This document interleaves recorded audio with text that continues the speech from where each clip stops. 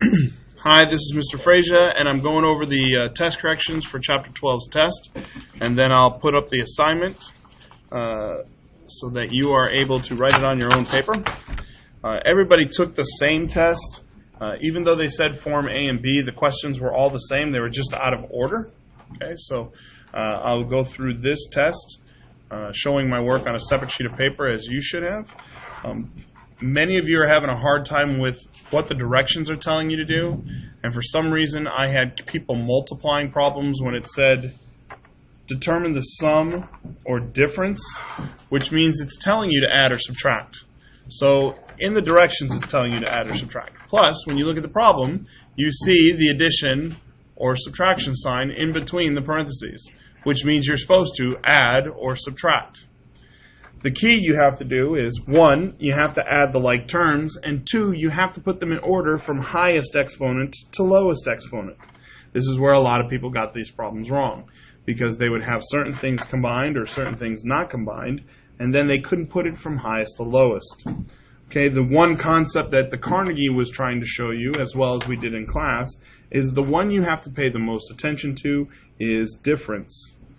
When you have a subtraction sign outside the parentheses, it means you're supposed to distribute that subtraction sign to everything inside the parentheses. So we'll look at problem number 1. Problem number 1 was 5x squared plus 3x minus 10. And in class, every time we did a problem, I told you to go ahead and write the other problem right underneath it, so you could match up your like terms. So this one is adding, so we don't have to do anything in the parentheses. We just put 4x underneath the 3x and negative 7 underneath the negative 10.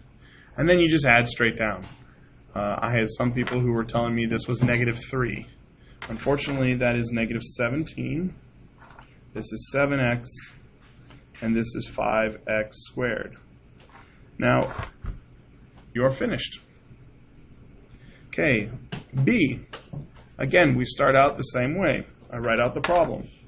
7x to the 5th minus 4x. And then the parentheses are there, and I'm supposed to distribute the negative sign. So that would be negative 2x to the 3rd. Now notice I just put it in my list because it doesn't match anything I wrote originally. Then the next one says 4x. That would be negative 4x. So I put that underneath the other negative 4x. And then, of course, the last one was negative 8, but it's actually positive 8 because when you make two negatives, you make a positive. And then I go ahead and add down. Now, does anybody notice what's wrong with this? Correct. The exponents are out of order. So when I write my answer, it would be 7x to the 5th. The next thing I would write would be negative 2x to the 3rd. Negative 4 and negative 4 is negative 8x plus 8. So one of the big things is understanding that when you add, you're supposed to add. You don't multiply. The next set of problems says, determine the product. The product is the answer to a multiplication problem. So that means we're supposed to multiply. And this is when we use the tables. And we did this all chapter long. We wrote the table, and then you multiply the numbers. So this would be 7x to the 3rd. And I told you it was very similar to a Punnett square. Okay, so there we are. That's our 7x to the 3rd, and then 4x minus 2. And then I just multiply. 7 times 4, 28. 7 times negative 2, negative 14. Then I do my letters. X to the 3rd and x is x to the 4th. And x to the 3rd is x to the 3rd. The nice part about this is I'm actually already done, and I have it in order. There's my answer. Same thing for B. It would be 3x squared. Now I'm not doing the multiplication for the rest of them. I'm just going to set them up. This would be 11x squared minus 4x. Okay? Remember, x squared and x squared is x to the 4th. When we multiply variables, we just add the exponents. So when you multiply variables, you add the exponents. Just like when we divide variables or factor variables, we subtract from the exponent. So exponents get bigger and smaller based on multiplying and dividing. They stay the same whenever you add and subtract. Okay, the next problem, which was C, you would have set up the same way. The difference is you have two numbers down each side. So this would have been 5x to the squared, 5x squared minus 1. And on the top it would have been 3x and plus 2, or just 2. And then of course you multiply.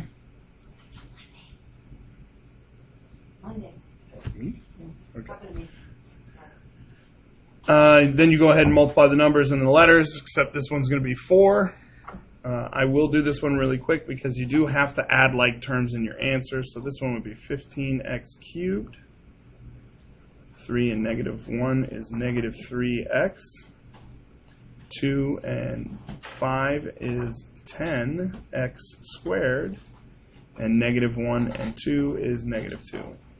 There are no like terms in this one, so you just list these in order and you'd be finished. All right. Then letter D, again, I'll set it up. 4x and the negative 3. And then across the top, this one's a little bit different because there's 3 things you have to multiply. Okay. And then you would add like terms. The things that are catty corner would probably be like terms, so you go ahead and add them. All right? Okay, problem 3. They say factor. When you see the word factor, that means you're supposed to do the 2 rules of factoring. 1, can I divide out a number or letter? I have to do that first. And hopefully you understand in this problem, there's a 10 and a 15. So can I divide out a number? Your answer should be, yes, I can divide out 5. Then I ask, can I divide out a letter? And the answer should be, yes, I can do x squared, because the smallest amount I have is x squared. So when I factor them out, factoring out means putting it outside the parentheses.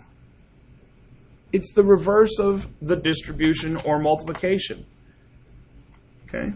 So if you wanted to, you could have done the table and put 10x cubed and minus 15x squared in the table already, and then work backwards.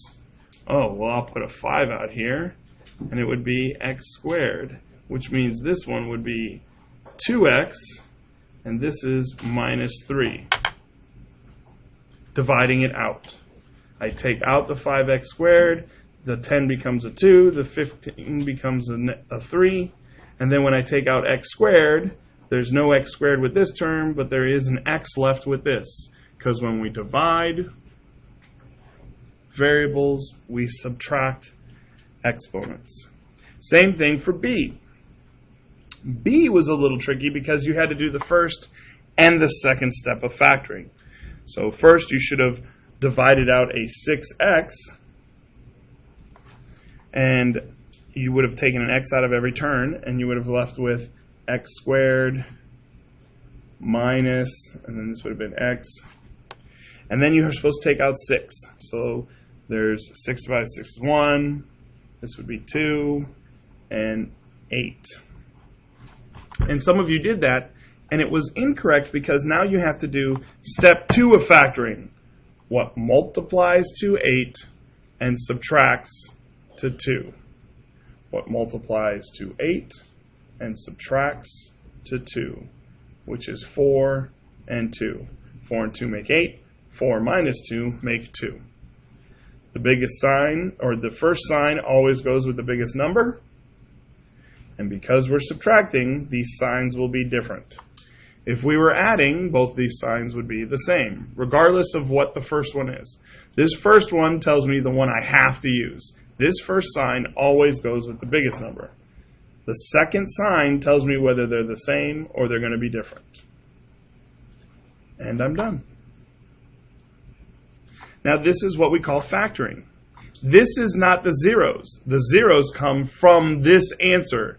The zeros in this problem would be 4 and negative 2. And this is where people had an issue. They would factor the problem and think this is called the zeros. This is not. This is called factoring. The zeros are the numbers inside the parentheses, but they're opposite. of what you're supposed to use. So this looks like it's supposed to be -4, but we know it's supposed to be +4. And we talked about that if you wanted to, you can do the math to get the answer, or you can memorize the rule, which means everything in the parentheses is always opposite. Or you can do the math problem, put it equal to 0, and you would get x equals 4, which is the exact same answer as knowing that they're opposites. So either way will work.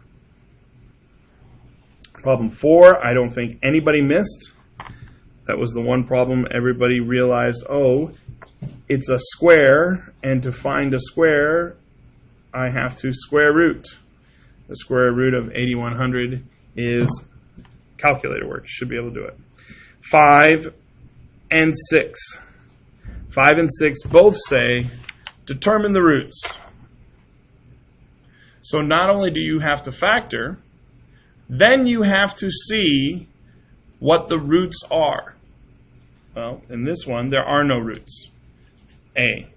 What multiplies to 14 and adds to 5? There is nothing that multiplies to 14 and adds to 5. Nothing. Nothing multiplies to 14 and adds to 5. Okay?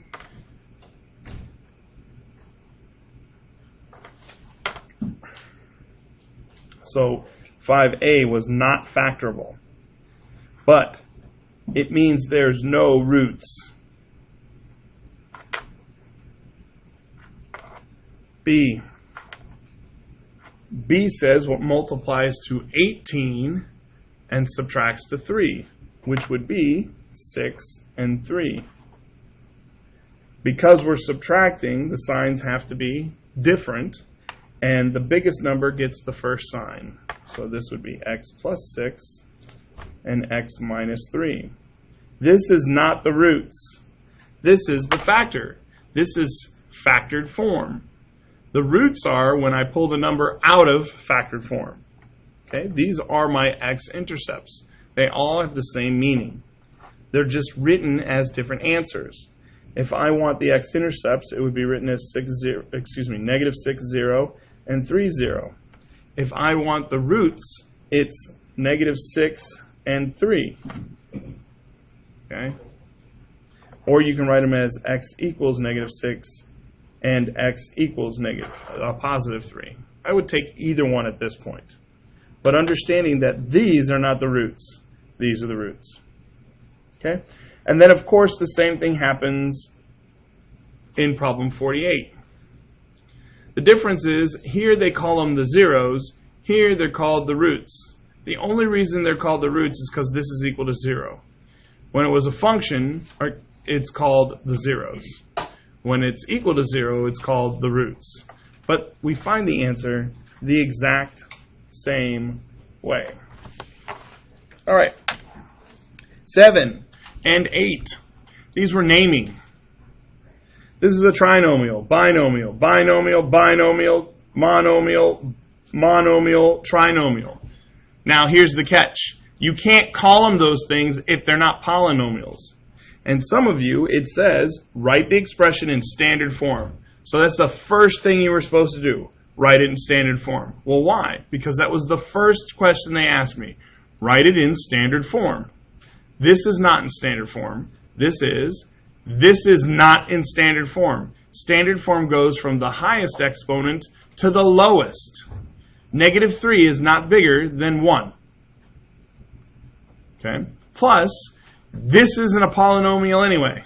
So we can't write it in standard form. Right there is fine. Okay? Christopher Schulman, please come to the front office. Christopher Schulman, please come to the front office. This one we can call a trinomial because it is a polynomial. And the degree is 3, highest exponent. This is a binomial to the 4th degree. It's already in standard form. This is not a polynomial. I don't have to write it in standard form. It's not a polynomial. Why? Things are not a polynomial when the exponent is negative or in the denominator, because that's the same thing. If my exponent is in the denominator, when I move it to the numerator, it makes it negative.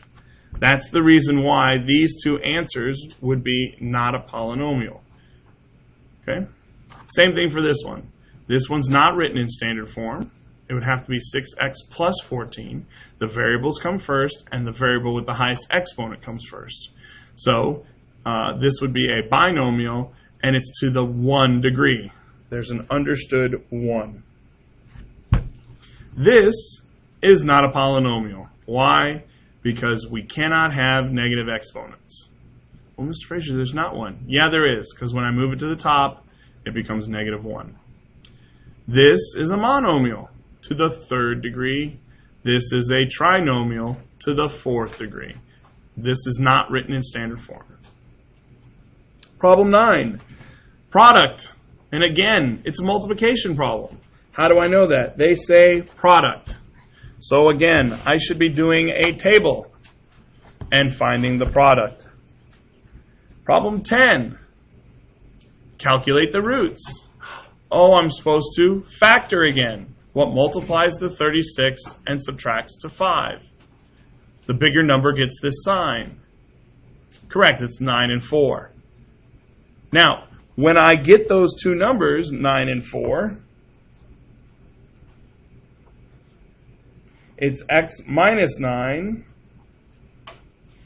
x plus 4. These are not my roots. I have to pull the numbers out, and then they're my roots. This is the factored form of this. The roots are 9 and negative 4. Many of you went here and stopped. Okay. Again, sheet of square paper, square root it, and I get the size of 9. Again, that was one that was very easy and people got correct. Flip it over. Talk about these three at one time, but here's another one. Find the roots. What multiplies to 48 and subtracts to 2? Correct, it's 6 and 8. Which of the two get the plus sign? 8 does. So it would be x plus 8 and x minus 6. Why are the signs different? Because I said what multiplies to 48 and subtracts to 2. It's 8 and 6. And then it would be my zeros, or my roots. Because I'm just put it in factored form, I have to take it out of factored form and tell you what the roots are. Correct. Remember, they're the opposite of what was in the parentheses. Then we have the multiple choice. Again, this is a subtraction problem. We've already talked about it. You were supposed to distribute it. This should be negative 8x to the 4th. This would be negative 2x to the 3rd. This would be negative 6x, and this would be negative 9. Okay? So, again, doing the math work. Problem 16, over here. They gave me these zeros, so I can write it in factored form. This would be x plus 4, right? Even though it's at negative 4, we write it the opposite. It would be x plus 4. This would be x minus 2 in standard form. If I asked for the roots would be negative 4 and positive 2. But if I want it in standard form, I have to move it backwards. How do I know this? Because it's a polynomial, and I can write it in standard form, I can write it in factored form, or I could write it in vertex form. That was chapter 11. Last but not least, it's problem 17. Pretty self-explanatory. They've already done all the multiplication. All you had to do is add 21x and negative 24x, and then write it in standard form. Right? They already did all of the math. Okay, so please make sure that when you come in tomorrow, you have all those problems done and corrected.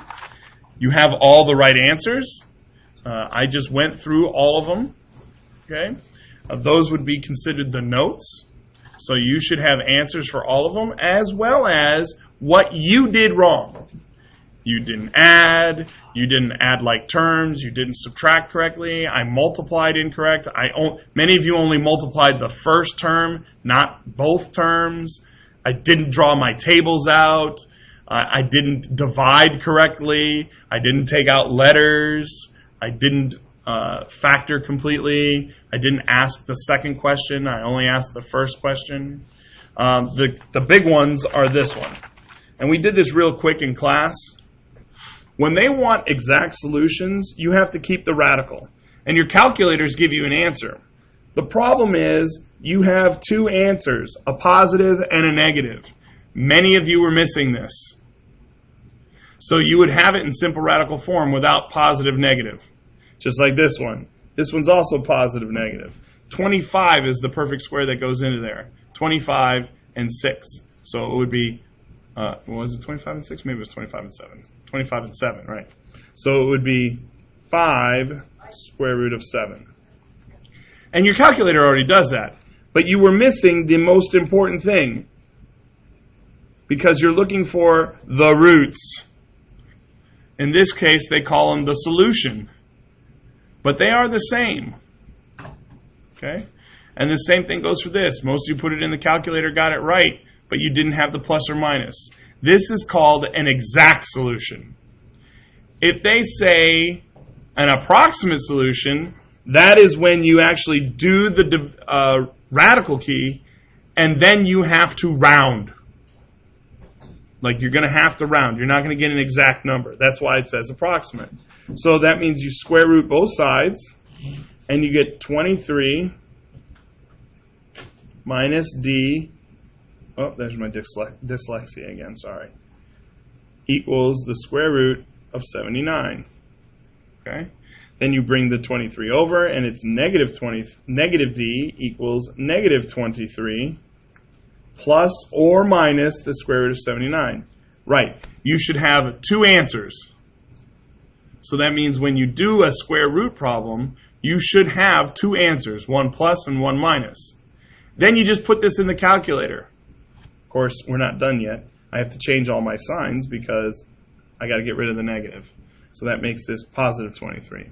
So the answer would be whatever 23 plus the square root of 79 is, and whatever 23 minus the square root of 79.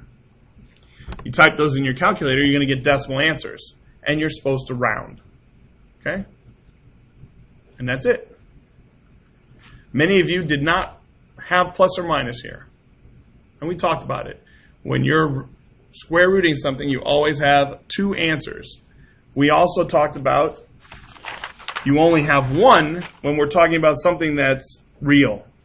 So here's why the baseball field one, we were supposed to square root 8,100.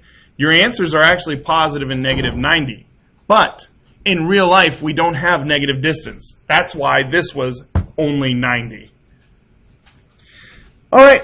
So again, hopefully you go through and you write down why you got certain problems wrong, what you did incorrect, and you should have all the problems done because I did them with you. Okay?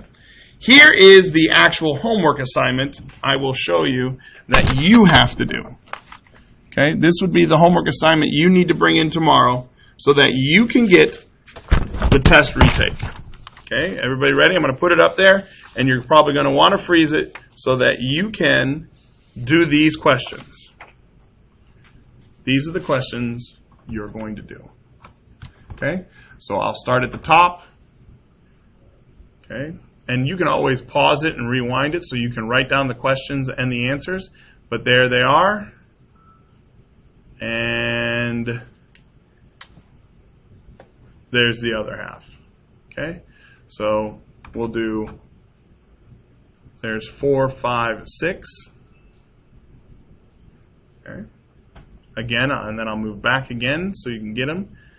You can pause this so that you can write them down and do the problems and answer the questions they give you. Many of you didn't know what to do because you're not reading the questions carefully, and this is the part you study. Oh, when I want a product, I multiply. Okay? You should notice something. All right, so between the notes and that assignment, you'll turn it in tomorrow. I will hand you a test, and you will retake Chapter 12. Have a good night.